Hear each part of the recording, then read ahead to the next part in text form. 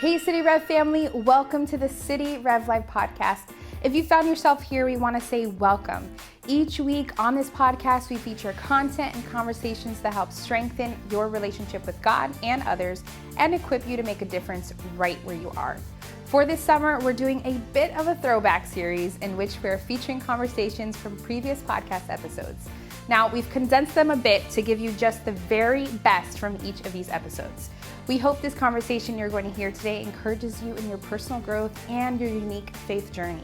And hey, if this conversation is something you enjoy, let us know. We would love to hear from you. Send us a DM on our social media platforms. We'd love your feedback and to hear how this has helped shape this season for you.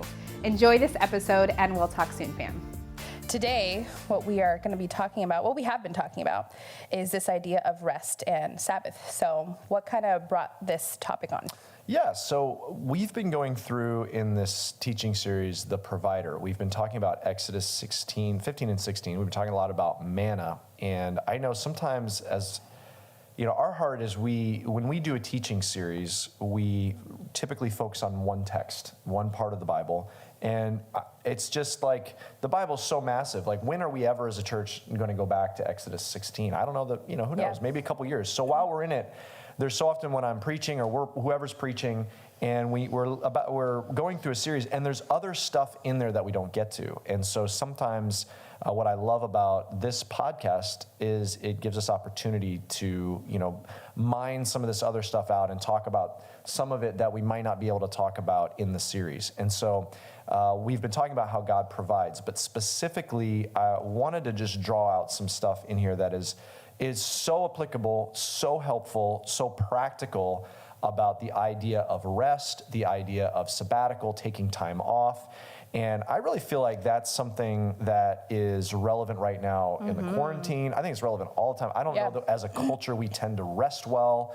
And so I feel like it's always a helpful subject for us to think through. Yeah, so overworking, workaholism, is one of those things that we actually wear like a badge. So like someone wouldn't necessarily wear if there's something else that's completely out of whack in their life, they're not going to wear that as a badge. If they're like, man, I can't stop spending money. I'm addicted to shopping. I'm always in debt. Like, that's not something they're going to brag about. Like, that's something that they're going to want to work through. Well, but we do kind of brag about overworking. We're like, oh, I'm just so busy. It's my third week in a row working, 170 hours this week, which there's not even really that many hours in a week. But, we brag about it. Oh, I haven't taken a day off in 3 months. Oh, it must be nice that you went on a vacation because I don't have I can't take vacation. Whatever it is, we kind of brag about it a little, and we wear overworking as a badge. And the Bible has a lot to say about that. So I think that's one of the things, is that our culture prizes overworking and doesn't prize rest and doesn't know what to do with the idea of rest. Yeah. Yeah, that's good. And so then when we do rest, a lot of times we feel guilty. It's hard then because of that. When you go to a rest part of your day or your week or your year, you feel like you're doing something wrong. You feel like you can't actually rest, which is actually not helping your work. And so taking rest is absolutely biblical. It's critical, and letting the Bible set our minds on rest and work is absolutely vital, rather than our culture. Because our culture, there's some great things about our culture when it comes to hard work and productivity and innovation, but there's some things that are a little off kilter. Yeah, that's really good. So what does, we talk about the Bible does talk about rest. What does it say about rest? What are some specific things that God would have us know about rest? I think one of the biggest things is this idea of Sabbath, and I think that'd be really what's in this text and where we can start, is this idea of Sabbath. And there's a lot of questions I think that Christians have about the Sabbath, because it's actually one of the 10 commandments. I think it's the fourth commandment, remember the Sabbath day and keep it holy. In fact, in the law, it was a capital crime for breaking the Sabbath.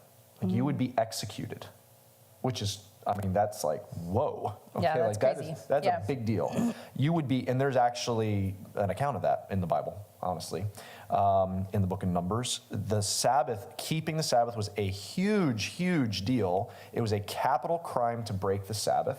And so a lot of Christians are like, whoa, time out. Like, how does that apply then to me as a Christian? Like, you know, is this like the dietary laws that don't apply to me, or is this a law that does apply to me? Because does that mean that like I should be executed? Obviously, you know, we wouldn't execute someone, but like, does that mean like it's that big of a sin that I didn't take a day off? Yeah. Do I have to take Sunday off? Is it Saturday, you know, like it is in the Old Testament? Is it Sunday like the New Testament? I think we have a lot of questions about the Sabbath.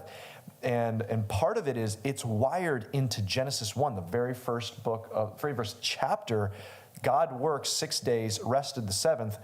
He's setting a paradigm and a precedent. Obviously, he doesn't need to rest because he's God. It's not like he's tired. He's setting a paradigm and a precedent. And so Sabbath is one of the things that's talked about. And Sabbath, we've got to unpack the idea of Sabbath if we're gonna walk through this kinds of stuff. So I think there's a lot of questions regarding Sabbath that it's helpful for us to understand. Yeah, that's good.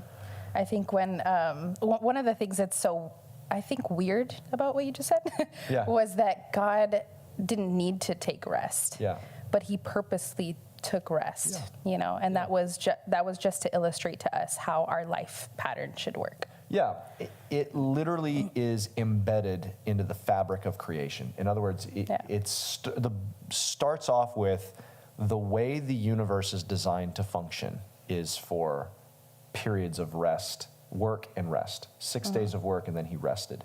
And so let's just kind of walk through just Sabbath a little bit, and then I want to go into Exodus 16 and kind of look at it. But just a couple things. First of all, we approach the law as Christians very specifically. Jesus says in the Sermon on the Mount, I think it really helps us understand how we approach the law as Christians.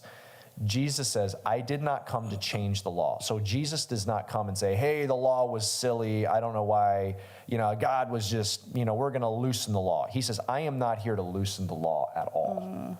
And why? Because God gave the law. The law was not Moses' ideas. It was God's ideas. God set the law. Yeah. And so Jesus says, I have not come to change any of it, but he did come to fulfill it. So here's how we've got to think about it. Jesus perfectly fulfilled the Sabbath for us.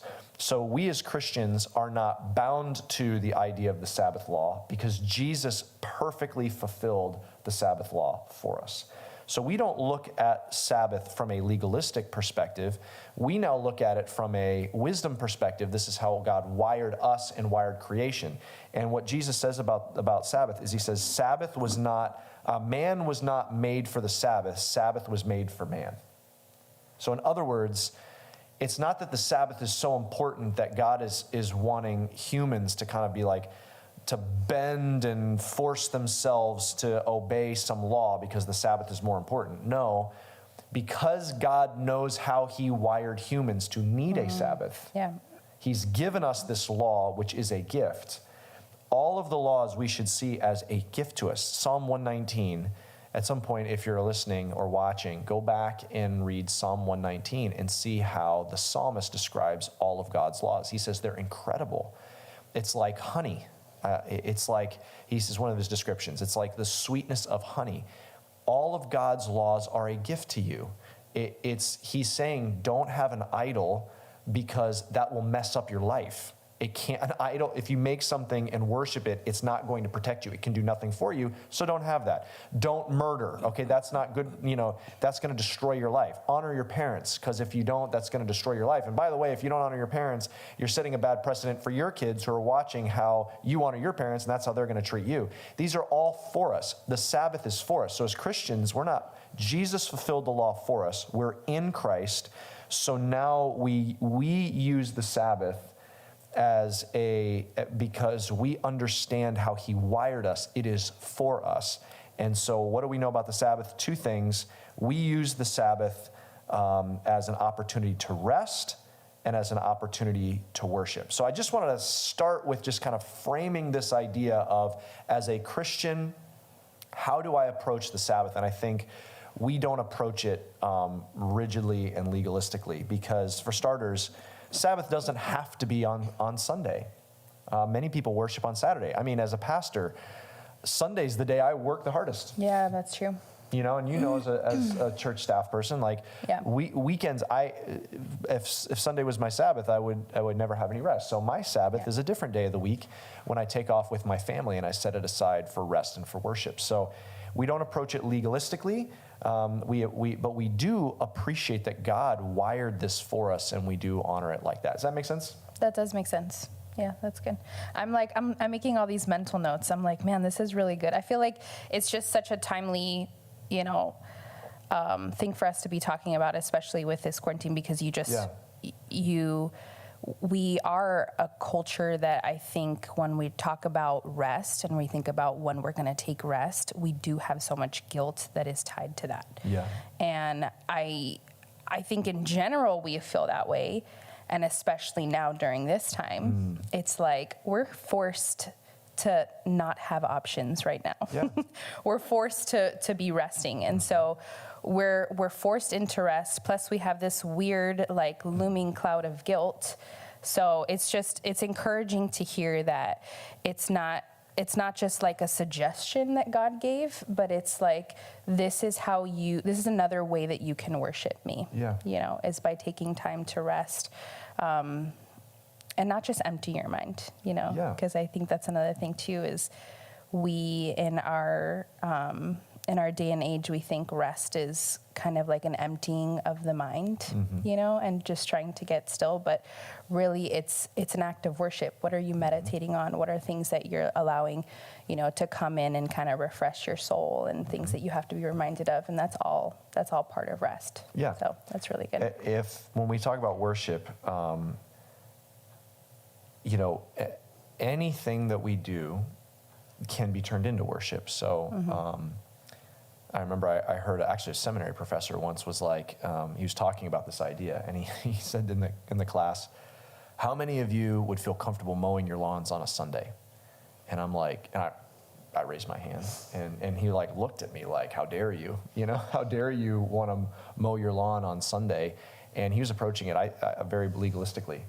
And I humbly, hopefully said, well, I think there's some people that they actually, mowing their lawns is an enjoyable, worshipful activity. I mean, there's some people I know that love just watching row by row the grass get all uniform and perfectly cut and trimmed. And I mean, anything that turns into praise and thankfulness to God and enjoying his gifts, anything can be turned into an act of worship. I mean, obviously sin, breaking God's laws, is not worship. And actually anything could be turned into selfishness or excess. But by worship, it doesn't necessarily mean we spend the whole day like in a prayer closet. It could mean someone goes out and kayaks and enjoys God's creation, or paints, and uses art, or and turns it into worship. I think there should be some scripture and some prayer and stuff like that, of course, but at some point throughout the day. But it's a day to rest and to worship the Lord, and so that's I think what the Sabbath in general is supposed to be. So yeah. But Exodus 16 talks, let me just jump into that a little bit, Mandy, sure. Unless you want to have any other thoughts on that before we continue. But Exodus 16, it's talking about manna. And if you haven't had a chance to hear, if you're watching, haven't had a chance to hear from the Provider series, you can check that out on our other City Rev sermon podcasts. We have those there. They're also on our website, cityrev.org. But on here, we're talking about God's people are in the wilderness. They've crossed the Red Sea. This is before they get to Mount Sinai, so that's actually interesting. It's before they get the law, and God is teaching them about Sabbath. And the way it works is they're hungry. They're providing manna. Manna is on the ground, and it describes it as like it. Well, let me just read it. I want to hear what you described it last week in your sermon. Yeah, I want to read this. I want you to tell me what comes to your mind. Okay, then I'll tell you what I think. Okay. Now the house of Israel. This is verse 31 of 16. Now the house of Israel called its name manna. It was like coriander seed, white, and the taste of it was like wafers made with honey. What do you think? I mean, what do you So think? in my mind, this is how I think manna is like. Okay. So have you ever had baklava? Yeah. Do you know what baklava? Oh, yeah. Okay, so I imagine manna to be not baklava because it has like all the sugar and the nuts and stuff Yes. inside, but it's like the first layer of the baklava that's thin and it's crispy, but it's also kind of sweet. Yes. So that's what I'm imagining, and that's what I'm like. I mean, I hope they had that, because You're kinda that's hoping just for them? delicious. Baklava Yeah. is, man, that is crazy. This is how it's described in Numbers. This is Numbers 11:7. Now the manna was like coriander seed. We got to figure out what coriander seed is because I have no idea what that is.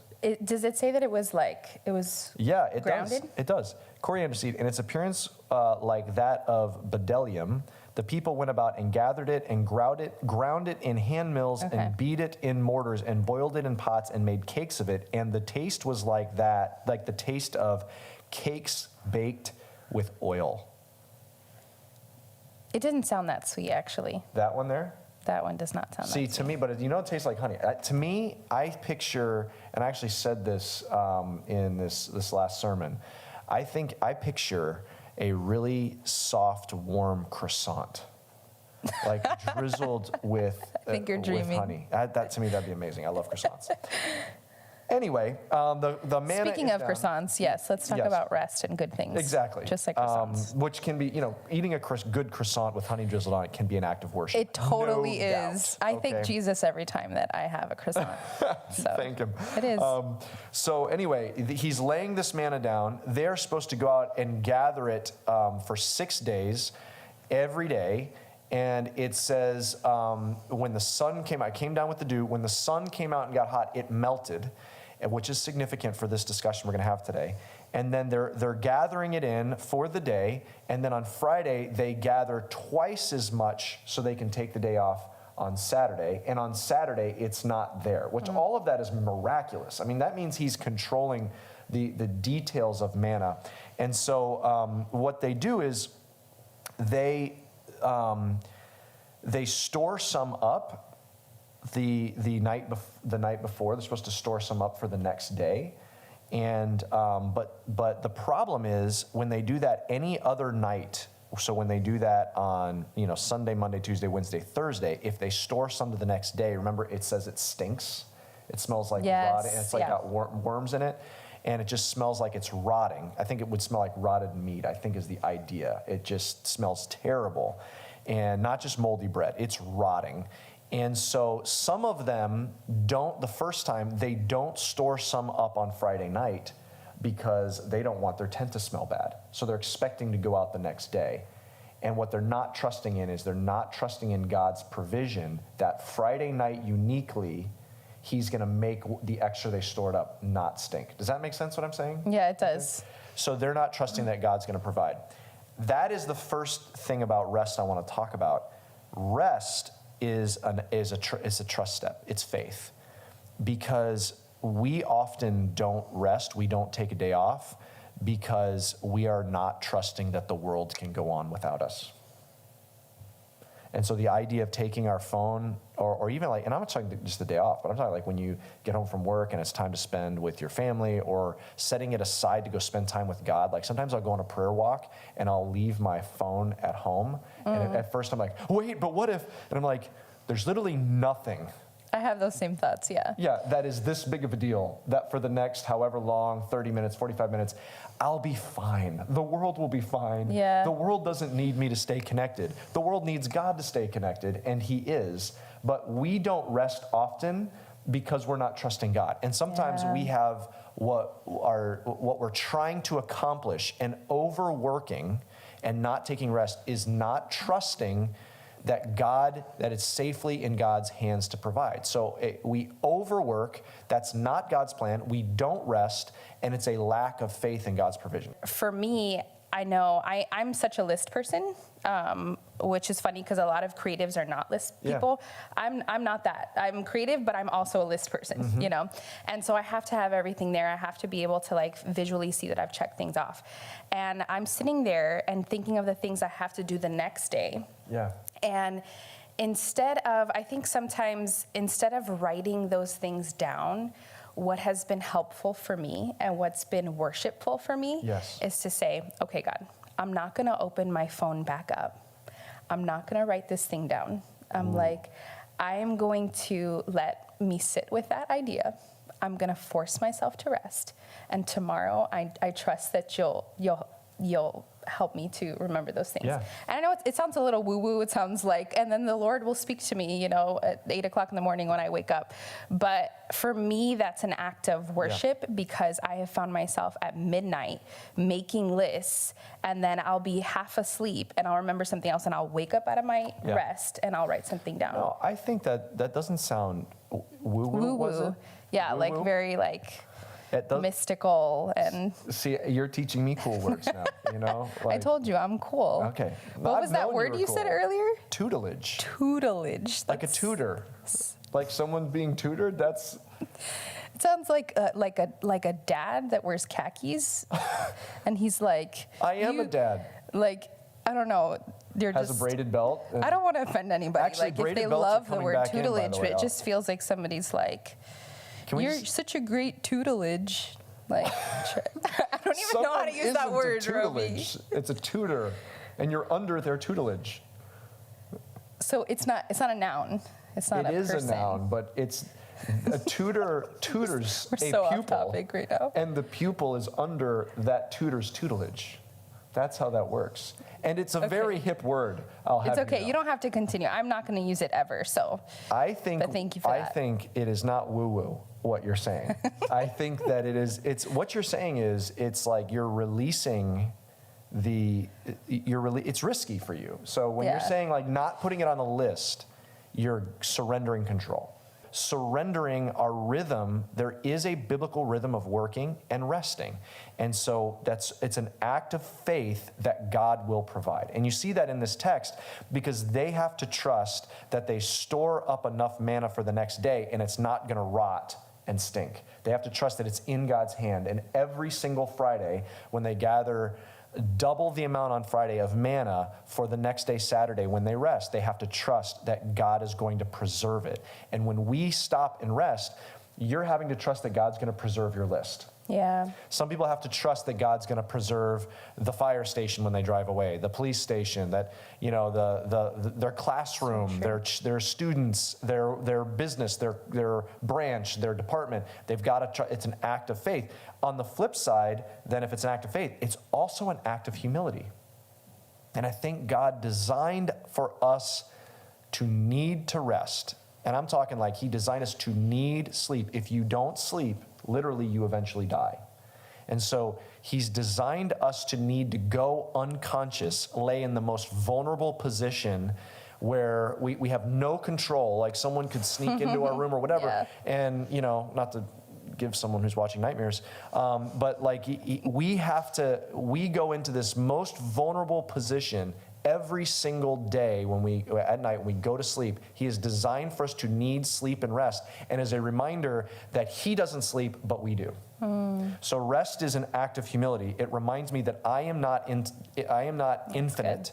I am not God, and He rested in creation not because He needed to. I rest because I need to. So it's an act of faith. Rest is also an act of humility. Being a workaholic, not taking days off, not taking vacations, not resting and turning it off when you come home, not getting good sleep, ultimately comes down to pride. Yeah. And ultimately comes down to, I think it's all on my shoulders. Yeah.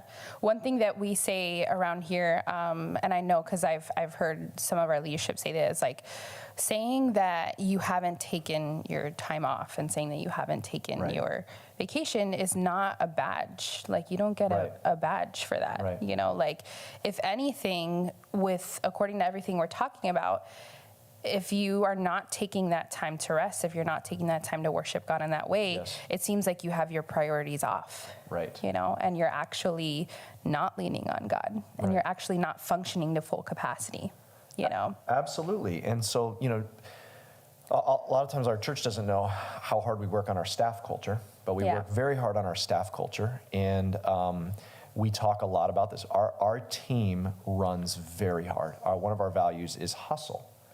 but at the same time, we value health and we refuse to pick between the two. So people work hard. Working at a church is not the type of thing where you just punch out at 5 and nothing ever comes up. It's ministry.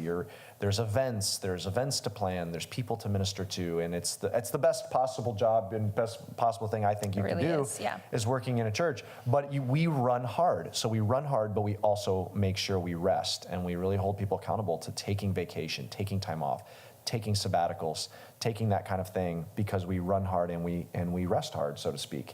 Yeah. And so the balance of that, speaking of hustle, the balance of that is rest is not mean laziness.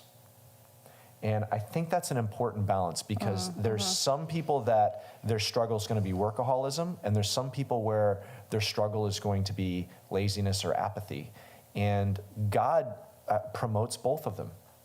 And he promotes both, he promotes both working hard and rest. Look at how this is wired here in Exodus 16. They had to go out every day and gather it. I love that God, for all that he did do with the manna, he didn't prepackage it for them. He didn't just say, hey, every morning at the door of your tent, I have preserved a 1 omer, which is the way they measure, it's about a half gallon, 1 omer per person. He has the exact right amount of manna on the ground wherever they're at in the Sinai Peninsula it's what it says. Everyone had exactly how much they needed. It's nothing for God to take it one next step and have it all prepackaged right outside their tent. They had to go out every day and gather it for their family. Right. And not only did they have to gather it every day for their family, by the time the sun grew hot, it was melted. So they had to get up early. Yeah. Right? So they had to go out and gather it. And if they slept in and waited till 10 a.m. or however, 9:30 or whenever it was, it's not out, it's melted. Yeah, which shows God's, how he requires work. Like he says work is good. Yeah. Exactly. So before the fall in the garden, Adam is given work. He's a gardener. Yeah. Work is not bad. What the fall did when they sinned is it made work difficult, frustrating, and challenging. Work is wonderful and fulfilling. Mm-hmm. When we get to heaven, I think we'll have wonderfully fulfilling work to do. It'll be amazing. And so he wants them to work hard. They've got to work consistently. They've got to work every single day. They've got to get up early. They've got to gather it for their family, and they've got to collect it. There is work that they have to do. And I think the other reason they couldn't store it up, they couldn't gather double on Monday for Tuesday. Like, you know what? I want to sleep in on Tuesday. Let's gather double on Monday so we don't have to go out on Tuesday. Yeah. God didn't work like that. That only worked on Friday, preparing for the Sabbath. And so what we've got to see is, part of understanding rest does not mean laziness. The Bible never condones laziness. The Bible talks about, especially through Proverbs, that it is a godly Christian thing to have a strong work ethic, to be diligent, to be hardworking, take pride in what we do, to do things with excellence. And so one of the things that does not honor God is laziness and calling it rest. Mm-hmm. And so that's the balance. We are called to work hard, and we're called to rest. In that, and to make sure that we're not using rest as an excuse for laziness. Yeah. I'm thinking, too, is that sometimes it's hard for us to go from 0 to 60 in the sense of and I'm kind of saying that backwards, 60 to 0, really, where you're hard at work, you're hustling, it's good, it's healthy, and then that, okay, later tonight, I have to rest, or tomorrow's going to be my Sabbath, my rest time. Would you say that there's any, preparation that you would kind of put in place to help your mind and your heart and your soul get ready for a Sabbath? I think that is exactly right, Mandy. I think thinking in those terms, I think we should have such a high value for rest that we prepare for it. So a couple things, and that's also biblical, because think about how it's in here in Exodus 16. He easily could have made the manna work differently. It satisfied them. The manna satisfied each person regardless of their metabolism, or appetite. So that's a miracle. He knows every single person, and for 40 years. So there's a child that was satisfied by an omer of manna, and then when they became a teenager and their bodies were growing, it still satisfied them, and then when they're an adult, it still satisfied them. So he's doing a miracle with the manna. He could have just as easily said, hey, what you're going to do is you're going to eat Friday's manna, and it will satisfy you through the next day. Right? That's be the same miracle. You could just take it that step further. Yeah. But he didn't wire it like that. He said, no, I want you to gather double, and I'm going to do a different miracle than on Friday. I'm going to keep it from spoiling, and it'll be just as fresh on Saturday. So what they had to do is they had to prepare to rest. And that carried all the way through even modern times for Jewish people that are, as they're preparing for Sabbath. They cook ahead of time, they prepare ahead of time. And so preparing for a day of Sabbath, preparing for rest, I think is biblical, and it's definitely something that they should do. And in fact, I think there is something that we lose from the biblical perspective when we've shifted our view of the day being the day starts when we wake up. There's so many things, there's so many decisions we make when the sun goes down that affects the entire next day. And so thinking in terms of they would view the sundown as the beginning of the next day. And making those decisions the night before is huge. A couple things specifically to prepare, more specifically, is work smart through the week. And we talk about this in our staff culture. Work smart through the week. Be diligent through the week so you can rest. Sometimes the problem is, I've got so much to do, and there's so many things I didn't get done. And that might be because there's a lot, and sometimes you just have to say, hey, it's going to be left until the next day, or hey, I'm going to have to take a different day off, or whatever. Yeah. But it also could be because I just didn't work smart. Yeah. I just didn't get stuff done. And so what I would encourage, people is work smart so you can, when you get home, you can be done. Get good, wise rhythms so that at the end of the day, you're going through, this I can pick up tomorrow. Plan out your week in a way that's wise. So work smart so you can take the day off. Actually prepare what you're going to do on your rest. And I think sometimes we just run, work, and then, I'm exhausted, and I haven't planned my vacation well. I wait to plan my vacation until the first day of vacation. I haven't planned my vacation well. Sometimes what we do is when we actually do have vacation, the vacation's more exhausting than our actual work. The vacation's you need a vacation for your vacation. Yeah. And so one of the things that Rebecca and I do is when we take a vacation, if we're traveling, we come back a day early. I need that buffer day. I don't want to come back at like driving back with the kids along, all of a sudden we get in, it's 10 p.m. and I got to be at work the next day. That's not restful. Yeah. So prepare ahead of time. Hey, I'm going to schedule out my vacation like this. Hey, you know what I'm going to do? You know what we should do as a family on this day off? We're going to do this. You know what I'm going to do? You know what would be great? I have a little bit of, couples who've got kids and they're balancing getting alone time. Maybe say, hey, how are we in this next month going to rest? Especially if now they're suddenly homeschooling. Okay, how about you take this time and you go do what you need to do, go for a run or do whatever it is. And then, I'm going to take rest on this time. And you know what? We're both going to do this together, or we're going to do this as a family. Take rest so seriously that it's not just this blank time you're wandering around feeling guilty and you end up sitting down and working again. Yeah. Prepare and plan out what you're going to do to rest. That way you can actually do things that are constructive, that are valuable, that you can make space for worship. You can turn those things that you love doing and turn them into something that's worshipful. I think those are a couple really important preparation things. And I also think a good point to that is being really intentional, touch on your point with laziness. Rest is not just sitting there, binge watching a show or, doing nothing. It could be very intentional with what gives you life. Yes. That's very specific to you, what encourages you, what gets you ready, what fills your soul, what makes this sounds super cheesy, but what makes you smile? What are the things that kind of fill you up for the next day's work or the next week's work? Yeah, absolutely. I think the word you used there was intentional. And I think that's really, that I think is the key, because there's one activity is not inherently better than another. If there's a good, healthy show that fills your soul on Netflix that you want to binge watch, maybe that's fine, but do it intentionally. Think about it ahead of time, plan it out ahead of time. and think, hey, what, and so that it can be turned into something that's healthy, that is constructive, that can be actually turned into worship. I mean, when I'm on vacation, one of the things I love doing, I love putting a puzzle together.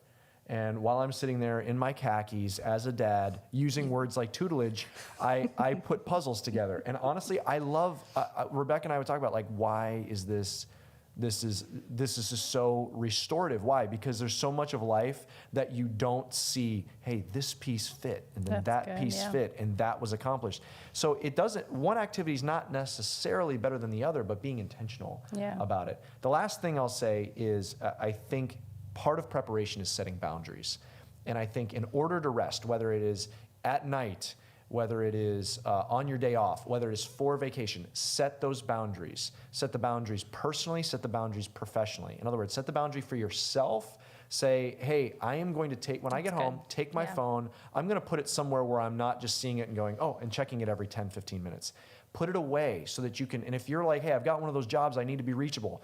Find a solution where reachable doesn't mean tethered permanently to your phone. If you can in your business, if you're in a leadership, managerial, executive role, maybe you're a business owner or whatever, then set the boundaries professionally. Say, hey, when I am not here, this is how you reach me in the event of an emergency, but do not expect that I am going to respond until such and such a time. Set up the boundaries. If you are in a leadership role, then set the culture that is a high value of rest. It is not in someone's company's best interest to essentially not want their employees to ever rest. That is a recipe for a high turnover, because that is not biblically how humans are wired. So set boundaries personally, set boundaries professionally. There's nothing that hurts my heart more than a couple times I've been home and my daughter or my son said, hey, Dad, can you put your phone down? And as a reminder of, you know what, this is time with my kids. What am I doing? Good. This moment right now is a little important. Having this time with my kids that I never get back is absolutely vital, the most important thing. And it's also makes me a better pastor, it makes me a better leader, it makes me a better parent to stop and rest and make sure that I have my life in balance. So set up those intentional boundaries. Yeah. That's so good. Wow, all of these points that we're hitting, I feel like, are so good, so timely, and just help us to kind of set up our rest in a way that's worshipful, that honors the Lord, and that helps us to work better. Absolutely. So that's really good. Robey, you did mention, just to wrap up, you did mention earlier in this podcast that in heaven we may have roles where we work, and as I'm just thinking, I think your job is going to be creating social media posts. Social media posts? Yeah, you're going to run heaven's Instagram. I mean, you've seen my because you're recent so work. hip, and just all the new words that you'll be learning in heaven. I'll have a word. How about my social media post will be like a word for the day. A hip word for the day will be my post. And it's heaven, so everybody's going to think it's They're awesome. They're going to love it. You They're know? gonna love it. There's, all right. Well, thank you guys so much for joining us today.